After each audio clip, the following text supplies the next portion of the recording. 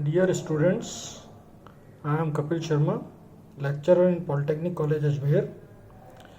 आज जो हमारा टॉपिक है वो आपका various types of damping methods used in instrumentation.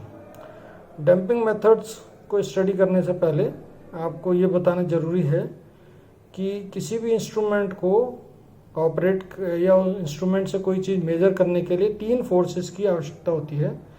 Number 1 is actuating force, number 2 is controlling force and number 3 is damping force. Actuating force वो force होती है जो किसी भी इंस्ट्रूमेंट के पॉइंटर को मूव करती है उसके मैग्नीट्यूड के अकॉर्डिंग प्रोपोर्शनेटली।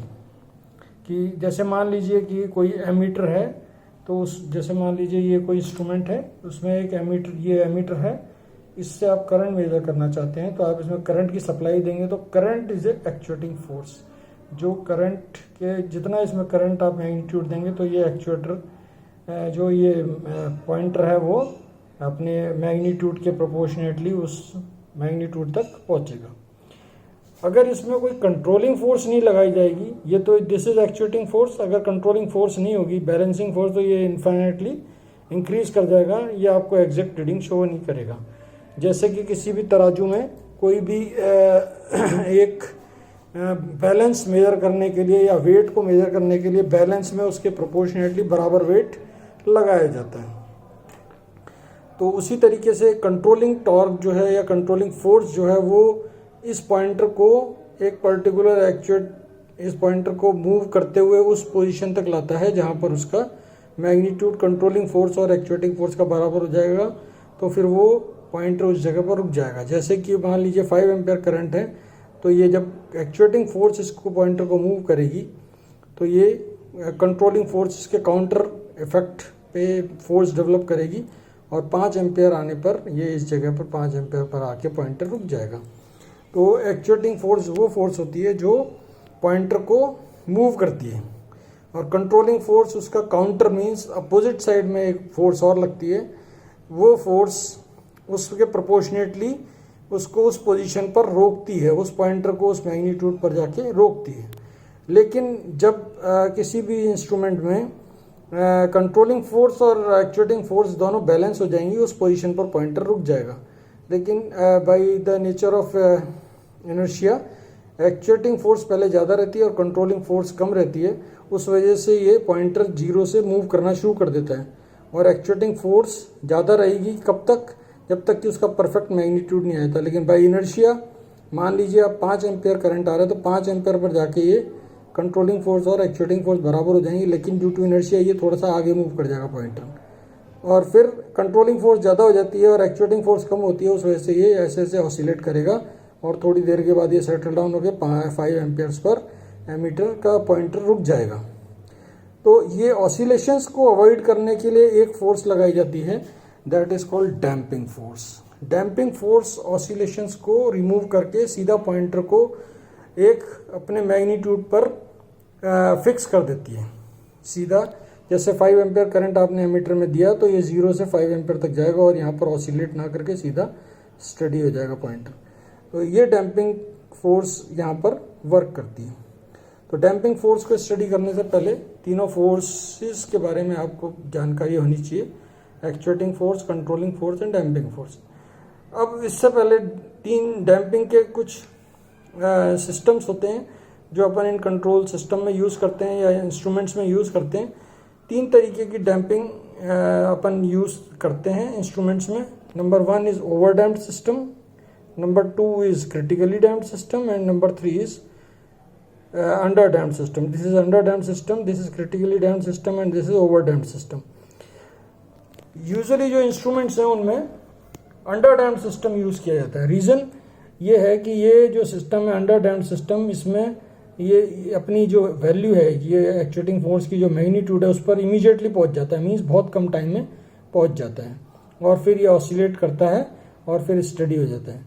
क्रिटिकली डैम्प्ड में ये टाइम बहुत ज़्यादा लेता है अपने एक्चुअल पोजीशन तक पहुंचने के लिए, इसको इसलिए यूज़ नहीं किया जाता है। और ओवर डैम्प्ड में तो ये बहुत ज़्यादा टाइम लेता है, एक्स्ट्रा ऑर्डिनरी टाइम लेता है अपनी मैग्नीट्यूड को रीच करने के लिए। इसलिए जनरली जो इंस्ट्रूमेंट्स में अंडर डैम्प्ड सिस्टम को ही इंस्ट्रूमेंट्स में यूज़ किया जाता है, एनालॉग टाइप के इंस्ट्रूमेंट्स में। तो अब ये अंडर डैम्प्ड सिस्टम जो है, इसमें जो डैम्पिंग रेशियो है वो जीटा का मान 1 से कम होता है, इसलिए ओवर अंडर डैम्प्ड सिस्टम ही अपन सभी इंस्ट्रूमेंट्स बनाते समय इस सिस्टम को यूज़ करते हैं डैम्पिंग सिस्टम में। बाकी क्रिटिकल डैम्प्ड और ओवर डैम्प्ड सिस्टम को यूज़ नहीं किया जाता है, बिकॉज यहाँ पर ये कम टाइम में अपनी मैग्नीट्यूड को रीच कर लेता है इमीडिएटली, और उसके बाद ये अपने मैग्नीट्यूड पे ऑसिलेट करके अपने सेटल हो जाता है।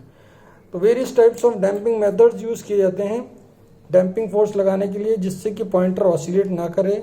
सबसे पहले है एयर फ्रिक्शन और pneumatic damping, number 2 is eddy current and electromagnetic damping, and number 3 is fluid friction damping. Air friction damping जो है, जैसा कि आपको कंस्ट्रक्शन में दिखाया हुआ है, this is air friction damping. यहाँ पर एक पिस्टन एंड सिलेंडर रहता है जिसके अंदर एयर भर देते हैं अपन, इसके अंदर एयर फील्ड रहती है और ये पॉइंटर से कनेक्टेड रहती है। जब पॉइंटर मूव करता है तो ये एयर फ्रिक्शन के कारण पिस्टन मूवमेंट करता है और एयर के फ्रिक्शन के कारण एक फोर्स डेवलप होती है, दैट इज डैम्पिंग फोर्स। वो डैम्पिंग फोर्स इस पॉइंटर को अपने एक्चुअल मैग्नीट्यूड पर पहुंचने पर एक स्टडी आउटपुट प्रोवाइड करती है, मीन्स इसको ऑसिलेट नहीं होने देती है। इसी तरीके से सेकंड फिगर में भी ये दिखाया हुआ है, यहाँ पर एक चैम्बर है जिसमें एयर का फ्रिक्शन है और यहाँ पर ये पॉइंटर जुड़ा रहता है इस तरीके से। तो ये जब ये मूव करेगा पॉइंटर, तो ये यहाँ पे जो वेन है एयर की, एयर का फ्रिक्शन के कारण इधर उधर मूवमेंट होगा और जिस वजह से ये फ्रिक्शन डेवलप करेगा और एक डैम्पिंग फोर्स प्रोड्यूस करेगा, जो कि पॉइंटर को अपने मैग्नीट्यूड पर जाके स्टडी पोजीशन प्रोवाइड करेगा। This is air friction damping. Next is fluid friction damping. Principle remains the same. Fluid friction में भी क्या रहेगा कि ये जो स्पेंडल है ये एक पॉइंटर से जुड़ा रहता है और एक फ्लूइड आप कंटेनर में भर के रखेंगे, that may be a very viscous fluid, may be oil हो सकता है। तो और उसमें ये वेन्स या डिस्क लगी रहती है, जब ये मूवमेंट करेगी तो ये फ्रिक्शन फ्लूइड के द्वारा प्रोड्यूस होगा और उस फ्रिक्शन के कारण एक फ्रिक्शन फोर्स डेवलप होगी, जो कि पॉइंटर को अपनी जो पोजीशन है एक्चुअल मैग्नीट्यूड पर जाके स्टडी आउटपुट प्रोवाइड करती है, मीन्स पॉइंटर के ऑसिलेशंस को रिमूव कर देती है। इसी तरीके से ये वेन्स यहाँ पे डेवलप कर रखी है, इसमें ऑयल भरा हुआ है, तो जब ये इसके सेंटर में स्पिंडल जुड़ा रहता है और वो पॉइंटर से जुड़ा रहता है, जब स्पिंडल मूव करेगा तो ये वेन्स में मूव करेंगी। वेन्स फ्यूल फ्रिक्शन, जो ऑयल फ्रिक्शन है उसकी वजह से एक स्टडी आउटपुट प्रोवाइड करेंगी, पॉइंटर को ऑसिलेट नहीं होने देंगी। इसी तरीके से इलेक्ट्रोमैग्नेटिक टाइप के जो इंस्ट्रूमेंट्स हैं जैसे एनर्जी मीटर्स वगैरह, उसमें एडी करंट डैम्पिंग यूज़ की जाती है। उसमें जो है एल्युमिनियम की डिस्क रहती है और एक मैग्नेट से उसको अपन प्रोवाइड करते हैं magnetic force, magnetic line of forces के बीच में से डिस्क मूव करेगी तो इसके अंदर एडी करंट्स प्रोड्यूस होंगे। वो एडी करंट्स इसको जो मूवमेंट है, इसका जो डिस्क का मूवमेंट है उसके अपोजिट फोर्स प्रोवाइड करेंगे।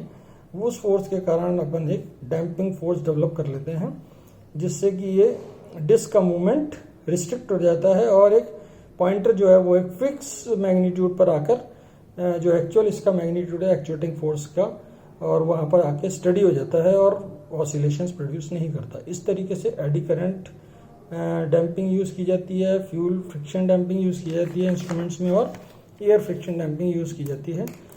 It is very important part of the construction of electronic type instruments and indicating type instruments, analog type. It completes your complete discussion of damping methods, damping force and types of damping. Thanks.